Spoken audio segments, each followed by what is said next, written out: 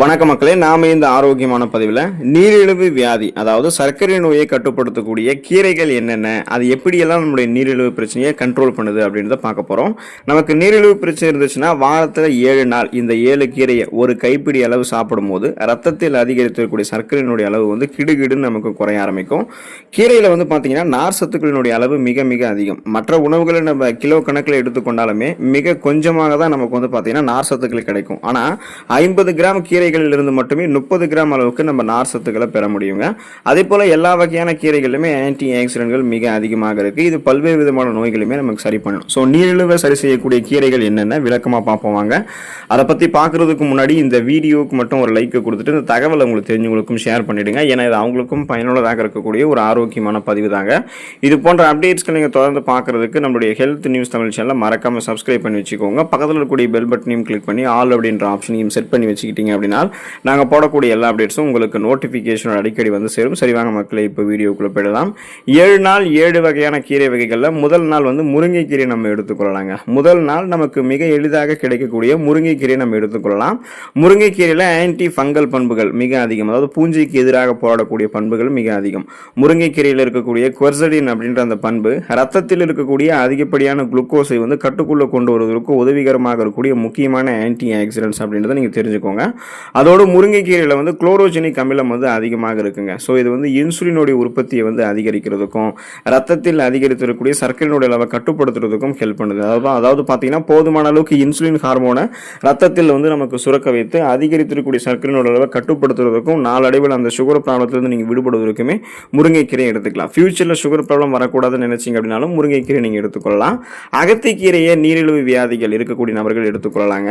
2வது நாள் அகத்திக்கீரையை நம்ம சாப்பிடணுங்க. அகத்திக்கீரை நம்முடைய உடல்ல பித்தத்தினுடைய அளவை சமன்படுத்துறதுக்கு உதவிகரமாக இருக்கும். அதோடு நம்முடைய ஜீரண மண்டலத்தை பலப்படுத்தி உணவுகள் எளிதில் ஜீரணமாகிறதுக்கும் உதவி செய்யும்.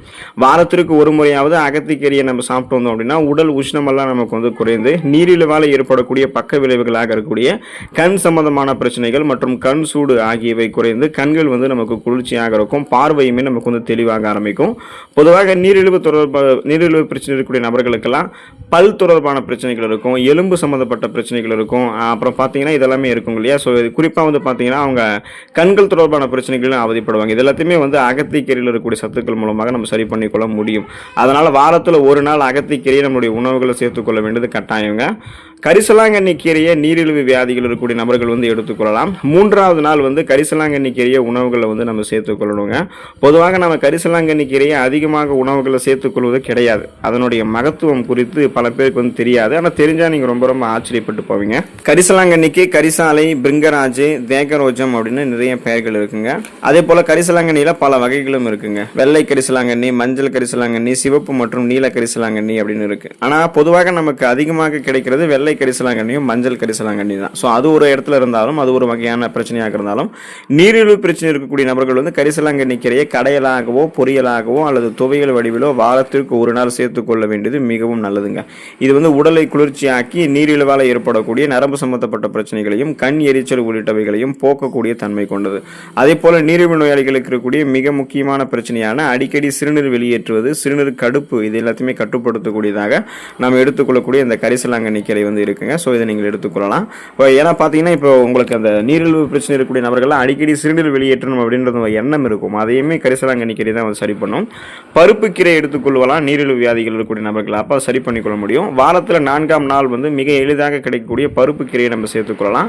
பருப்பு கீரை வந்து பார்த்தீங்கன்னா ஏராளமான ஊட்டச்சத்துக்களை கொண்டிருக்கிறதுல தான் அது நீரிழிவு பிரச்சனைகளை தான் நம்மளை விடுபட வைக்குது. குறிப்பாக புரதச்சத்து, நார் சத்துக்கள், தாதுக்கள், கால்சியம், பாஸ்பரஸ், இரும்பு சத்து எல்லாமே இருக்குங்க. ஸோ அந்த பருப்பு கீரையை அடிக்கடி உணவுகளை நீங்கள் சேர்த்து கொண்டு வரும்போது உடல் உஷ்ணம் அப்படின்றது உங்களுக்கு வந்து குறைந்து நீரிழிவு நோயாளிகளுக்கு ஏற்படக்கூடிய சருமம் தொடர்பான பிரச்சனைகள்லாம் கட்டுக்குள்ள வர ஆரம்பிக்கும்.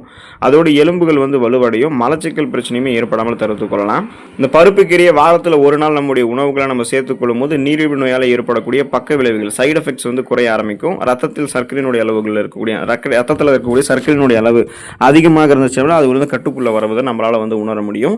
கண்டங்கத்திரை கீரை நம்ம எடுத்துக்கொள்ளும் போது நீரிழிவு வியாதிகள் அந்த பிரச்சனைகள் வந்து விடுபட்டு விடலாம். ஏராளமான மருத்துவ பலன்கள் கொண்ட கண்டங்கத்திரை கீரையை 5ஆம் நாள் நம்மளுடைய உணவுகள் வந்து சேர்த்துக்கொள்ளலாங்க.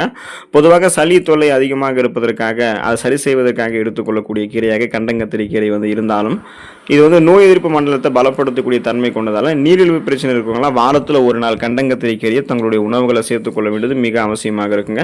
ஸோ இதனால் ரத்தத்தில் அதிகரித்திருக்கக்கூடிய சர்க்கரையினுடைய அளவையும் கண்ட்ரோல் பண்ணிக்கலாம். நாளடைவில் அந்த சுகர் ப்ராப்ளத்திலிருந்து நீங்கள் வந்து விடுபடலாம். வெந்தயக்கீரை நீங்கள் எடுத்துக்கொண்டாலுமே நீரிழிவு பிரச்சனை இருக்கக்கூடிய நபர்களுக்கு அது வந்து நல்லது தான் செய்யும்.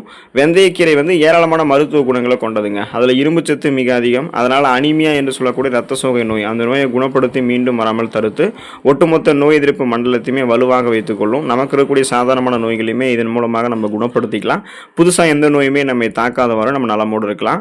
வெந்தயம் எப்படி நீரிழிவை கட்டுப்படுத்துறதுக்கு மிகச்சிறந்த மருந்தோ அதற்கு இணையாக வெந்தயக்கீரையுமே நம்மளுடைய உணவுகளை சேர்த்துக்கொள்வது நல்லதுங்க. வாரத்தில் ஒரு நாள் கட்டாயம் வெந்தயக்கீரை நம்மளுடைய உணவுகளை சேர்த்துக்கொள்ள வேண்டும். இது வந்து வாதம், பித்தம், கபம் ஆகியவற்றை சமன் செய்யும். கண் பார்வை சம்பந்தமான பிரச்சனைகளை வெந்தயக்கீரை நீக்கும். குறிப்பாக சர்க்கரை நோயாளிகளுக்கு ஏற்படக்கூடிய நரம்பு தளர்ச்சி, நரம்பு சம்பந்தப்பட்ட பிரச்சனைகள், பாத எரிச்சல், கண் பார்வை மங்கி போகிறது, இது எல்லாத்தையுமே வெந்தயக்கீரை வந்து சரி பண்ணிவிடுங்க. ஸோ இதை சரி பண்ணுறதுக்கு வெந்தயக்கீரைக்கு நிகர் வேறு எதுவுமே இல்லைன்னு சொல்லக்கூடிய அளவுக்கு மருத்துவமனைகளை வெந்தயக்கீரை நம்ம கொடுக்கும். சனிக்கிழமைகளை பொதுவாக எல்லோருக்குமே எண்ணெய் தேய்த்து குளிக்கக்கூடிய பழக்கம் பெரும்பாலாக இருக்கும். ஸோ அன்றைக்கு வந்து நம்ம வெந்தயக்கீரையை சேர்த்துக்கொள்வது உடலுக்கு நல்லது. உடலை குளிர்ச்சி பெற வைத்து நீரிழிவு தொடர்பான பிரச்சனையிலிருந்து நமக்கு வந்து விடுபட வைக்கும்.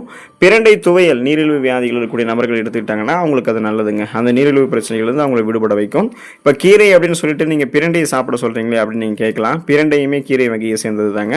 பிரண்டை எல்லோரும் கட்டாயம் உணவில் சேர்த்துக்கொள்ள வேண்டிய உணவு. நீரிழிவு வியாதிகள் இருக்கக்கூடிய நபர்கள் தவிர்க்கவே கூடாது. எப்போது கிடைத்தாலுமே நீங்கள் வாங்கி உங்களுடைய உணவுகளை பயன்படுத்தணும். பிரண்டை துவையலை வந்து நீங்கள் அரைத்து சாப்பிட்டு உங்களுடைய அந்த நாளை நீங்கள் சுறுசுறுப்பாக தொடங்கினீங்கன்னா அது வயிறு சம்பந்தமான எல்லா பிரச்சனைகளையும் சரி பண்ணி ஜீரண மண்டலத்தையுமே ஆரோக்கியமாக வைத்திருக்க செய்யும். நம்முடைய உடலினுடைய வளர்ச்சிதை மாற்றத்தையுமே தூண்டுவதற்கு அது உதவி பண்ணுங்க. இப்படி 7 நாட்கள் 7 வகையான கீரைகளை நீங்கள் எடுத்துக்கொள்வதன் மூலமாக மிக கூடிய விரைவிலேயே உங்களுடைய ரத்தத்தை அதிகரித்திருக்கக்கூடிய சர்க்கரையினுடைய அளவு அதிகமாக இருந்தாலுமே அது வந்து சரியான அளவுக்கு கட்டுக்குள்ள வருவதை நீங்கள் மிக எளிதாக வந்து உணர முடியும். எதனால இந்த கீரைகள் உங்களுடைய ரத்தத்தில் இருக்கக்கூடிய சர்க்கரையினுடைய அளவை கட்டுப்படுத்துது அப்படின்னு பார்த்தீங்கன்னா இந்த எல்லா வகையான கீரைகளுமே ஆன்டி ஆக்சிடென்ட்கள் வந்து இருக்குங்க, நார் சத்தும் இருக்குங்க. ஸோ இதனால தான் இது வந்து உங்களுடைய ரத்தத்தில் இருக்கக்கூடிய சர்க்கரையினுடைய அளவை கட்டுப்படுத்துது. அதோட மெக்னீசியம், இரும்பு சத்து, ஃபோலிக் அமிலம், விட்டமின் B12 இருக்கு. ஸோ இந்த சத்துக்கள் எல்லாமே சர்க்கரை நோயுடைய காரணமாக ஏற்படக்கூடிய விளைவுகளாக இருக்கக்கூடிய நரம்பு சம்பந்தப்பட்ட பிரச்சனைகள், சிறுநீர் கழிக்கிறதில் ஏற்படக்கூடிய பிரச்சனைகள், கண்கள் தொடர்பான பிரச்சனைகள், எலும்பு மெலிவு நோய் ஏற்பட்டு எலும்புகள் பலம் இழந்து போகிறது, இதையுமே உங்களுக்கு வந்து சரி பண்ணுறதுக்கு ஹெல்ப் பண்ணுங்க.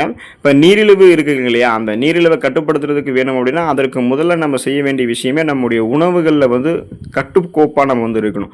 உணவு பழக்கமாக அதாவது நம்ம எப்படி உணவுகளை எடுத்துக்கணும்னா நம்ம வந்து கடுமையான உணவு பழக்க வழக்க நடைமுறைகளை வந்து மேற்கொள்ளணும். ஸோ ஏன் அப்படின்னா கார்போஹைட்ரேட் இருக்கக்கூடிய உணவுகள் எல்லாம் எடுத்துக்கொள்ளக்கூடாது. வளமான நார் சத்துக்கள் இருந்திருக்கக்கூடிய, நீர் சத்துக்கள் இருந்திருக்கக்கூடிய, ரத்தத்தில் சர்க்கரையினுடைய அளவை கட்டுப்படுத்தக்கூடிய ஆன்டி ஆக்சிடென்ட்கள் இருந்திருக்கக்கூடிய உணவுகளை தான் நம்ம எடுத்துக்கொள்ளணும். நாமளும் கண்ட உணவுகள் எடுத்துக்கிட்டோம்னா ரத்தத்தில் சர்க்கரையினுடைய அளவு அதிகரிக்க ஆரம்பிக்கும். குறிப்பாக கார்போஹைட்ரேட் இல்லாத உணவுகள் தான் இது எல்லாமே. அப்போது நீங்கள் எடுத்துக்கொண்டீங்கன்னா மிக விரைவிலேயே உங்களுடைய ரத்தத்தில் அதிகரித்திருக்கக்கூடிய சர்க்கரையினுடைய அளவு கட்டுப்படுத்தப்பட்டு நாளடைவில் அந்த சுகர் ப்ராப்ளத்திலிருந்து நீங்கள் விடுபட்டு விடலாம். ஸோ நீரிழிவு பிரச்சனைகளிலிருந்து விடுபடுவதற்கு இந்த கீரைகள் எடுத்துக்கொள்ளுங்க. ஒவ்வொரு நாளுமே முதல் நாள் நீங்கள் கீரைகள் எடுத்துக்கொண்டதுக்கப்புறம் அடுத்த நாள் ரத்தத்தில் சர்க்கரையினுடைய அளவு அதிகரிச்சிருக்கா குறைஞ்சிருக்கா அப்படின்றத ஒவ்வொரு நாளுமே நீங்கள் செக் பண்ணிட்டு வந்தீங்கன்னா 7 நாட்களுடைய இறுதியில் நீங்கள் உங்களுடைய பாசிட்டிவ் ரெஸ்பான்ஸை நீங்கள் கவனிப்பீங்க. அதிகரித்து இருக்கக்கூடிய சர்க்கரையினுடைய அளவு கொஞ்சம் குறைஞ்சிருக்கிறத நீங்களே உணர்வீங்க.